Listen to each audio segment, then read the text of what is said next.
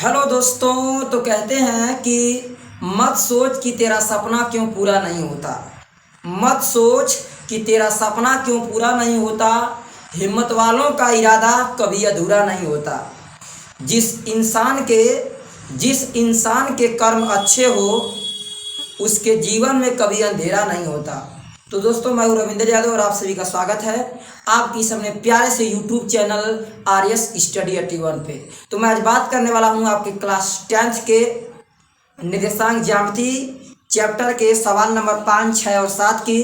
जैसा कि आप देख पा रहे होंगे आपके जो बोर्ड पे सवाल नंबर 5 दिया गया है और लिखा हुआ है आपका कि बिंदुओं 4, -1 और -2, -3 को जोड़ने वाले रेखाखंड को सम त्रिभाजित करने वाले बिंदुओं के निर्देशांक ज्ञात कीजिए।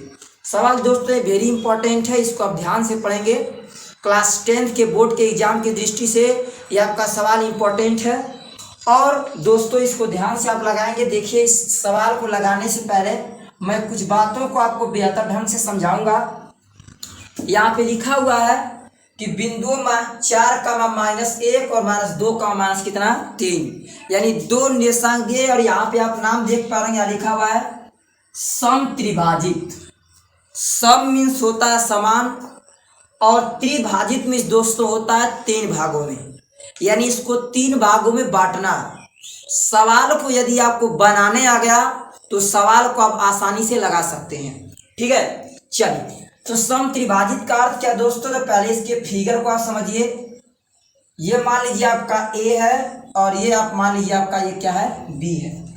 ठीक, और इसको सम त्रिभाजित करने का अर्थ हो गया कि एक बिंदु आप यहाँ खींचते हैं, इसके बाद दूसरा बिंदु आप यहाँ खींचते हैं, तो इसका एक भाग, ये भी आपका एक भाग और ये भी आपका एक भाग, यानी 2 बिंदुएं आप बनाएंगे तो आपके सम त्रिभाजित हो जाएंगे।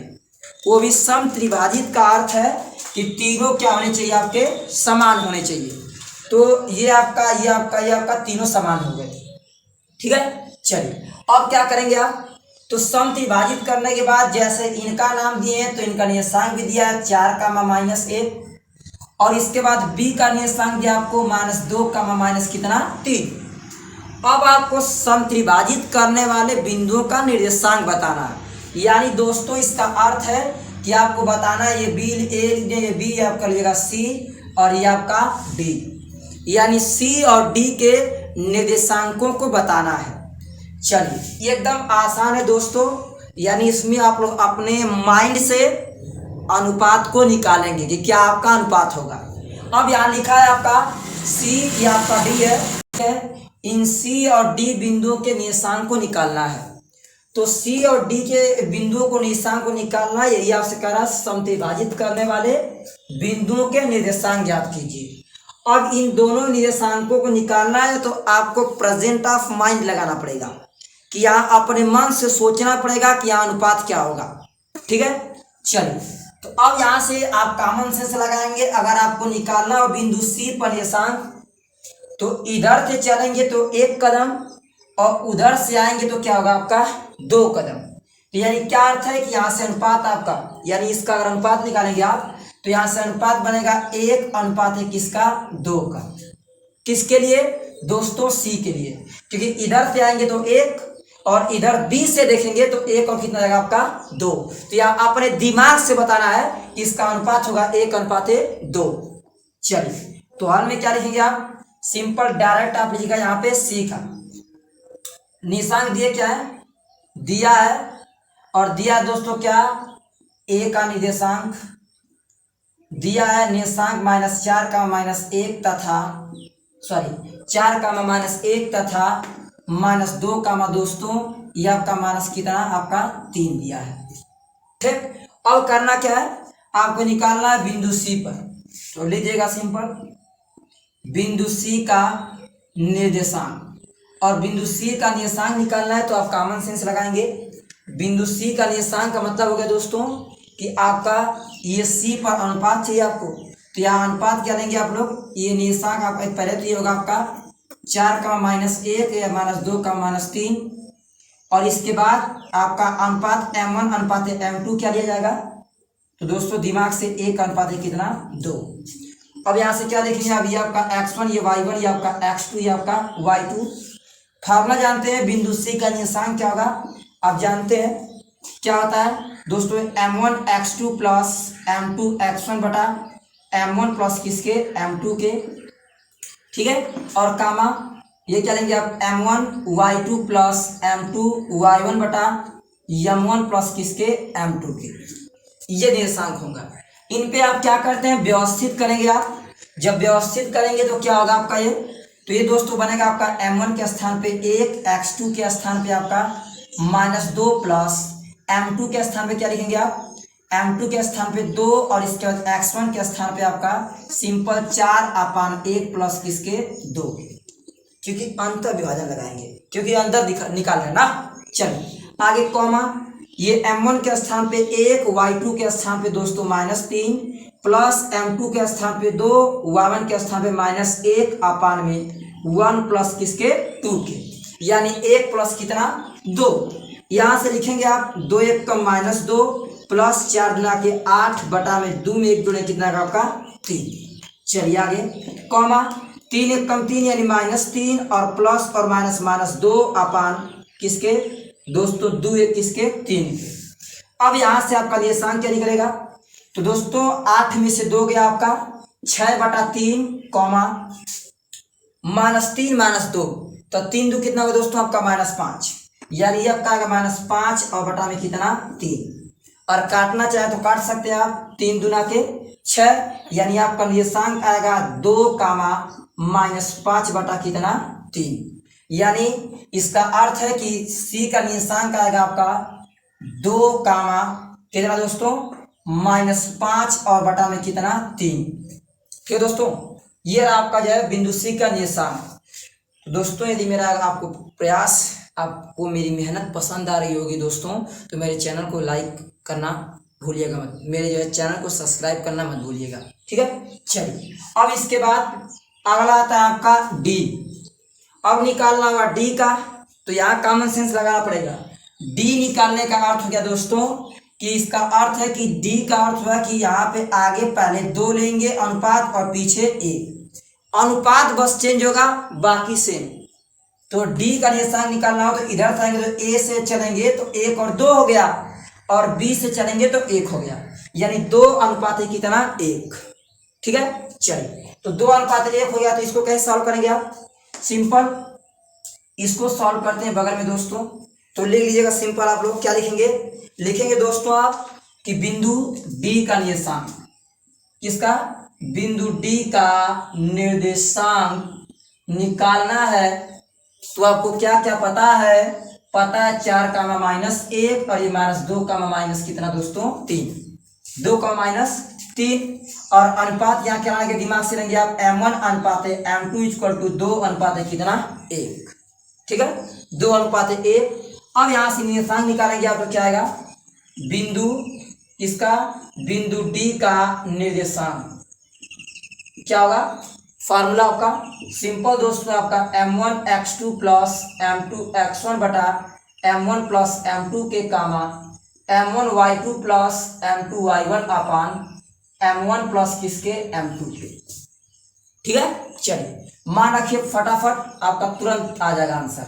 चलिए m1 के स्थान पे 2, x2 के स्थान पे यह आपका जो है x1 y1, समझने के लिए दोस्तों x1 y1, यह आपका x2, यह आपका y2। तो m1 के स्थान पे 2 गुणे x2 के स्थान पे आपका -2 प्लस m2 के स्थान पे 1, x1 के स्थान पे आपका 4 बटा दोस्तों 2 प्लस किसके? 1 के, 2 प्लस 1 के, कामा ये m1 के स्थान पे क्या लिखेंगे आप? m1 के स्थान पे 2, y2 के स्थान पे -3 प्लस m2 के स्थान पे दोस्तों आपका 1 गुणे y1 के स्थान पे -1 अपान 2 प्लस किसके? 1।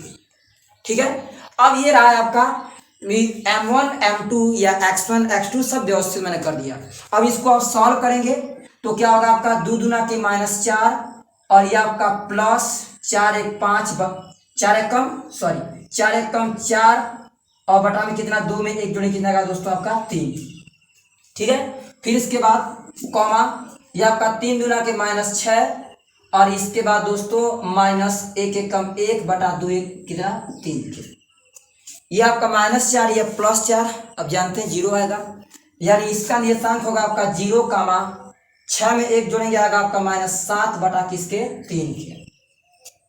यानी आगे दोस्तों डी का निर्देशांक आएगा आपका कितना, तो डी का निर्देशांक आएगा 0 कामा -7 बटा किसके 3 के, ये आ गया आपका डी का निर्देशांक। तो सिंपल दोस्तों ये आपका सवाल यहाँ लग चुका है, बिंदु सी का निर्देशांक पूछा था आपसे और बिंदु डी का। तो ये रहा सवाल नंबर आपका कौन सा दोस्तों, तो सवाल नंबर 5। तो उम्मीद मेरी होगी कि आपको 100 में 100% समझ में आ गया होगा।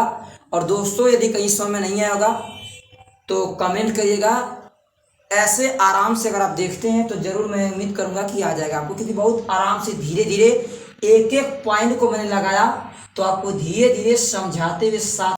तो अब बात कर रहे हैं आपके सवाल नंबर किसकी, तो सवाल नंबर 6 की। चलिए पहले प्रश्न को दोस्तों कॉपी करते हैं, इसके बाद सवाल नंबर 6 की मैं चर्चा करूंगा। चलिए तो दोस्तों ये है आपका सवाल नंबर 6 और लिखा हुआ है कि एक रेखाखंड का एक अत्य बिंदु का अर्थ हो गया दोस्तों एक पॉइंट, या तो एक साइड का इधर का या तो उधर का। जैसे एक रेखाखंड खींचे, एक ए और एक बी कर दिए, तो इसका अर्थ हुआ है आप लोग की भोजपुरी भाषा में कि एक छोर ए वाला और एक छोर बी वाला। तो एक छोर समझ लिए ए दिया हुआ है, जिसको कह रहा है कि एक अत्य बिंदु 13,19 है, करा यदि उसका मध्य बिंदु -9,30 हो तो दूसरे अत्य बिंदु का निर्देशांक ज्ञात कीजिए। सवाल वेरी इंटरेस्टिंग, ठीक है। चलिए अब मैं आपको पहले फिगर से समझाता हूं, इसके बाद सवाल को लगाने का कार्य करेंगे। चलिए क्या लिखेंगे दोस्तों आप, चलिए तो आपको मैं पहले ग्राफ से समझाता हूं। ये मान लीजिएगा दोस्तों आपका ए है, ये आपका बी है, और यदि उसका मध्य बिंदु कह रहा है, इसका अर्थ है कि यहाँ बीचों बीच आप मान लेंगे कितना बी, और मध्य बिंदु कह दिया आपको फटाक से दिमाग में आना चाहिए। क्या आना चाहिए दोस्तों कि मैंने फार्मूला बताया था मध्य बिंदु का, x और y का निर्देशांक बराबर ये आपका x1 प्लस x1 x2 बटा में 2 कामा y1 प्लस y2 बटा में कितना 2, जिसको आप बांटते थे तो बनता था x equal to x1 plus x2 बटा में 2, और वो आपका y equal to y1 plus y2 बटा में कितना 2, ये निर्देशांक बनता था, ठीक है। चलिए अब क्या करेंगे आप, करेंगे कुछ यूं कि इसी पे लगाएंगे आप। तो दोस्तों ये ए का निर्देशांक आपका दिया है 13,19 और मध्य बिंदु का निर्देशांक दिया है -9। ध्यान दीजिए यह आपका सवाल नंबर दिया हुआ है 7, करा बिंदु ए -4, -3 और बी 5, 2 से खींचा जाने वाला रेखाखंड एक्स अक्ष को किस अनुपात में विभाजित करता है। अब यहाँ भी आपका लॉजिक है, थोड़ा सा लॉजिक है, ये भी आपका सवाल एकदम आसान है। तो लॉजिकल चीज़ें आपको पता ना हो तो इनके सवालों के आंसर को देने में थोड़ी सी दिक्कतें हो सकती हैं। केवल आपको एक एक पॉइंट्स की नोटिस अगर जानते हो बेहतर ढंग से तो आप आसानी से आंसर दे सकते हैं। चलिए देखिए लिखा है बिंदु ए इतना और बी इतना से खींचा जाने वाला रेखाखंड एक्स अक्ष को किस अनुपात में विभाजित करता है। करा एक्स अक्ष को, यानी एक्स अक्ष को विभाजित करने का अर्थ हो गया कि वाई का मान 0। अब कहेंगे अब क्या बात कर रहे हैं सर, हाँ यही लॉजिक है। एक्स का मान अगर एक्स से विभाजित करने के लिए कह रहा है, इसका अर्थ वाई विभाजित नहीं कर रहा है, और वाई पे विभाजित नहीं कर रहा है, इसका अर्थ हो गया कि वाई का मान 0 होगा। तो क्या करेंगे आप, जब y का मान 0 होगा तो इसका अर्थ होगा, क्या अर्थ होगा दोस्तों, इसका अर्थ होगा कि आप लिखेंगे जो x अक्ष का पहले तो जो दिया है उसको पहले लिख लीजिए। हल में क्या लिखेंगे आप, ये a का निर्देशांक दिया है -4, -3 और b का निर्देशांक 5, कितना आपका 2, और आपसे अनुपात पूछ रहा है और x अक्ष को किस अनुपात में विभाजित करता है, यानी इसका अर्थ है कि x अनुपात को विभाजित करने का अर्थ हो गया कि यहाँ से ग्राफ बनाएंगे आप, यह आपका a, यह आपका b, और यहाँ लिख सकते हैं आप सपोज दैट x अक्ष के लिए करा c, यानी कि x कामा 0, और ये निर्देशांक आपका -4 कामा -3, ये निर्देशांक आपका 5 कामा 2, ये आपका x कामा 0 होगा क्योंकि बोला था रेखाखंड x अक्ष को, किसको, x अक्ष को विभाजित कर रहा है, और x अक्ष को विभाजित कर रहा है, इसका अर्थ है y का मान 0 लेंगे। और यहाँ इंटरेस्टिंग बात यही है और कोई इंटरेस्टिंग बात नहीं है, बाकी तो सब कर जाएंगे आप लोग। चलिए अब क्या करेंगे, यहाँ से सिंपल आप जानते हैं, लिखना चाहे तो x के लिए आप क्या लिख सकते हैं दोस्तों, x के लिखेंगे x equal to m1 x2 plus m2 x1 बटा में कितना दोस्तों आपका m1 प्लस m2 के, और यहाँ मैं पकड़ लेता हूँ y इक्वल टू, तो y इक्वल टू क्या होगा आपका, y इक्वल टू जैसे बेहतर ढंग से समझाते हैं, जैसे x का y लिखेंगे आप तो क्या लिखेंगे, x का y का निर्देशांक लिखते आप तो लिखते आप m1 x2 plus m2 x1 बटा में m1 प्लस किसके, m2 के, और इधर क्या लिखते हैं आप लोग, इधर आपका कामा दूसरा निर्देशांक आता वो आपका आता m1 y2 plus m2 y1 बटा में m1 प्लस किसके, m2 के होता। तो x वाला काम करता है पहले के लिए और y वाला काम करता है किसके लिए, दूसरे के लिए। अब वही आपका ये निर्देशांक जो दिया आया है x कामा कितना 0, तो मैं x वाला से तुलना न करके मैं 0 वाला की इससे कर दे रहा हूँ। तो यहाँ से क्या लिखेंगे आप कि 0 बराबर, यहाँ से आपका अगर अनुपात तो पता है नहीं, तो 0 बराबर ये आप लीजिए सिंपल m1 कितना m1, और यहाँ पे आप जानते हैं आपका x1 y1 होगा, ये आपका x2 y2 होगा। लॉजिकल तरीके से लगा रहा हूँ, थोड़ा सा दिमाग दौड़ाएंगे तो आसानी से जाएगा।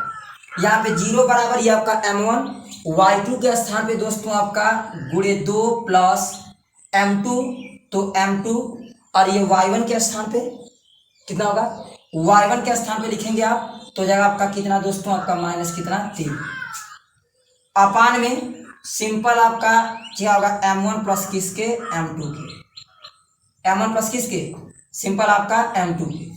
अब ये क्या होगा आपका, ये मल्टीप्लाई करेंगे तो 0 गुणे m1 गुणे किसके, सॉरी m1 और प्लस किसके, m2 के होगा 0 गुणे, चलिए दोस्तों ध्यान दीजिए, तो ये आपका लिखेंगे 0 और गुणे, इसका क्रॉस मल्टीप्लाई करेंगे तो m1 और ये आपका क्या होगा प्लस m2 बराबर कितना, ये आपका हो जाएगा सिंपल 2m1 प्लस का माइनस में करेंगे आएगा -3m2 के, ठीक है, -3m2 के, क्योंकि यहाँ y1 का मान -3 दिया है, तो क्या होगा फिर आपका दोस्तों हो जाएगा आपका 0 गुणे m1 प्लस m2 गुणा करेंगे आप तो जानते उत्तर क्या आएगा आपका 0, तो 0 बराबर क्या लिखेंगे आप, ये दोस्तों 2m1 माइनस कितना, ये आपका -3m2 की।